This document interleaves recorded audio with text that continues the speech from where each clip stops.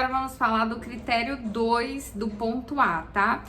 O ponto 2, ele é sobre déficits no comportamento comunicativos não verbais usados para interação social, variando, por exemplo, de comunicação verbal e não verbal, pouco integrada à anormalidade no contato visual, linguagem corporal ou déficit na compreensão e uso de gestos, ausência total de expressão faciais e comunicação não verbal, tá? Então, esse é o ponto 2. Isso eu li aqui no resuminho, agora eu vou ler na parte mais extensa do negócio, tá bom? Déficits em comportamentos de comunicação não verbal usados para interações sociais não expressos por uso reduzido, ausente ou atípico de contato visual relativo às normas culturais. Gesto, expressão facial, orientação corporal ou entonação da fala. Ou seja, o autista ele vai ter dificuldade de olhar no olho, não é regra, tá, gente? Mas ele provavelmente vai ter dificuldade de olhar no olho. Ele não vai saber como gesticular as mãos, onde deixar as mãos, como ficar com o corpo, se eu fico reto, se eu fico curvado, se eu fico à vontade. Geralmente, o que acontece com o autista que vai crescendo sem saber que é autista e vai tentando se encaixar? Ele cria um personagem pra ele, né, pra poder ficar daquela forma quando ele estiver em público com outras pessoas. Então, geralmente, ele vai desenhar ali qual postura usar, como ficar, que sorriso usar. E aí, por ser um personagem construído, muitas vezes ainda vai ser engessado e ainda vai ter ruído na comunicação verbal e não verbal, porque na construção do personagem não existe espontaneidade. Vamos lembrar, é um personagem, então a espontaneidade, ela falha. Por mais que o personagem esteja bem construído, em algum momento vai sair ali alguma coisa, né? Como eu tava falando, tem esse déficit do contato visual, a questão do corpo e até na parte da fala, a entonação da voz,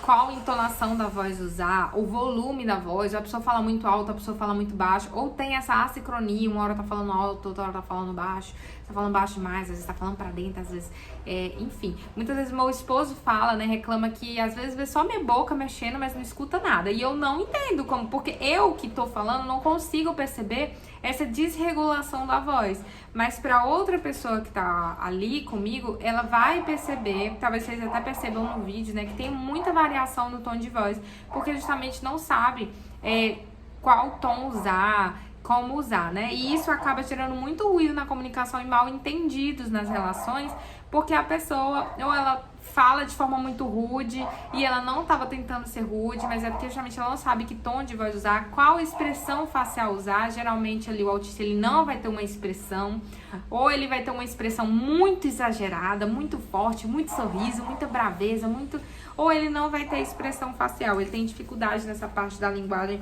não verbal, tá? Um aspecto precoce do transtorno do espectro autista é a atenção compartilhada prejudicada, conforme manifestado por falta de gestos de apontar. Isso aqui ele já tá falando de crianças, tá? Aqui é exemplo para as crianças.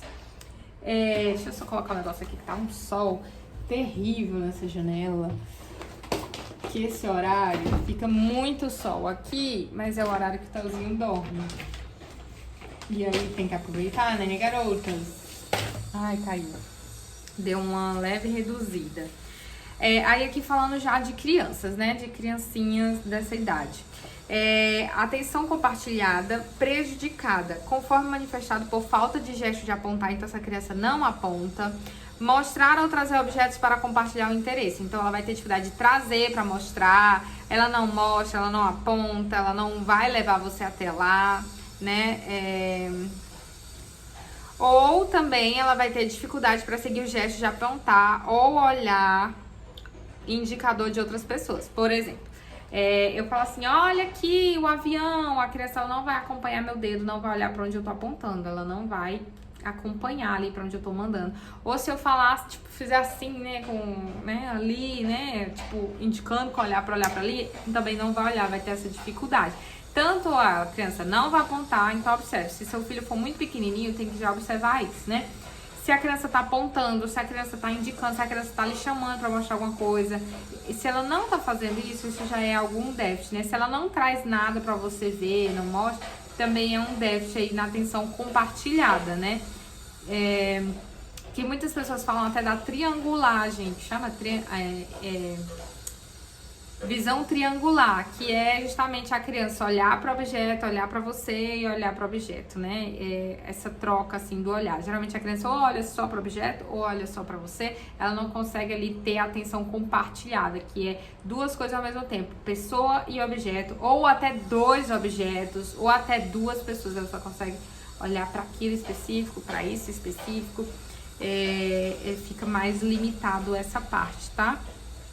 Os indivíduos podem aprender alguns poucos gestos funcionais, mas seu repertório é menor. Então, pode ser que a criança aponte, mas de forma limitada. O repertório é menor do que o de outros e costumam fracassar no uso de gestos expressivos com espontaneidade na comunicação, que foi o que eu falei pra vocês, né?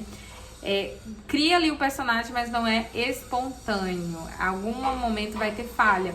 Porque para que o personagem seja bem construído, a pessoa precisa estar constantemente aumentando o repertório. E para aumentar esse repertório, ela precisa de treino, ela precisa copiar do outro. Então é muito comum você ver pessoas autistas copiando comportamentos, porque é mais fácil, é assim que ela vai aumentar o repertório, porque ela não consegue ser espontânea, porque não é uma habilidade que ela tem de forma natural, é uma habilidade que ela precisa adquirir, pensar e calcular para tentar executar. Então é muito comum ela copiar comportamento de outras pessoas para aumentar esse repertório, tá? Entre adultos com linguagem fluente, ou seja, aqueles que falam, né? A dificuldade para coordenar a comunicação não verbal com a fala pode passar a impressão de linguagem corporal estranha, rígida ou exagerada durante as interações.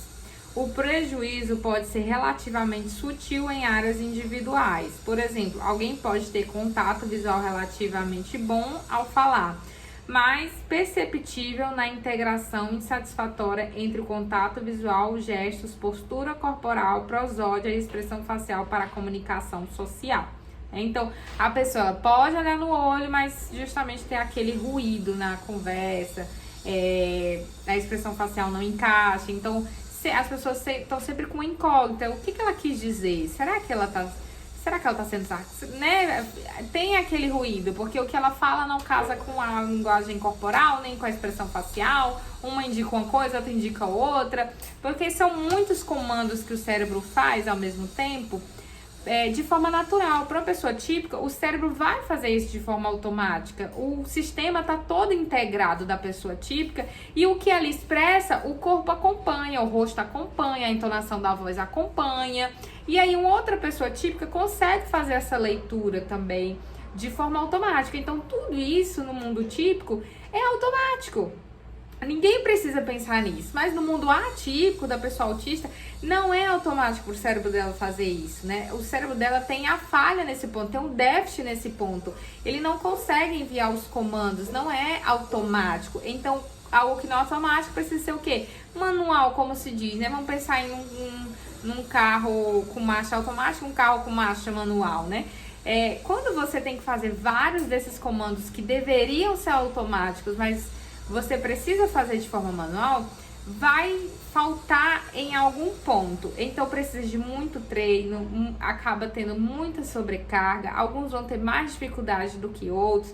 E às vezes, né, o que até a gente comenta, né, o personagem, ele pode sair perfeito nos primeiros 20 minutos. Depois que o cérebro cansa, a qualidade vai cair, porque você vai deixando de fazer algumas coisas. Então, às vezes, você vê aquela pessoa ali 10 minutos num dia e você pensa, normal, não tem nada de diferente. Mas aí você passa ali com aquela pessoa 30 minutos, 1 hora, 2 horas, e você vai perceber que vai cair a qualidade dessa interação e muitos podem até entrar em crise de shutdown após essa exposição, que é justamente o desligamento completo. Então, é como se você estivesse ali fazendo todos esses trabalhos de forma manual e acaba a bateria. No que acaba a bateria, você não consegue mais fazer aquilo. Se fosse automático, não teria problema, que é o que acontece com pessoas típicas, né? Mesmo você cansado, você consegue passar a comunicação correta, você consegue passar as expressões corretas, porque é automático. No que é automático, não vai sobrecarregar o teu cérebro. Mas para a pessoa atípica, que precisa ser algo pensado e calculado, quando o cérebro estiver cansado, ele vai eliminar esforço. e no que elimina os esforços, vai prejudicando ali essa reciprocidade, tá? Então, esse daí é é o ponto 2 do A. Agora a gente vai pro ponto 3, tá bom?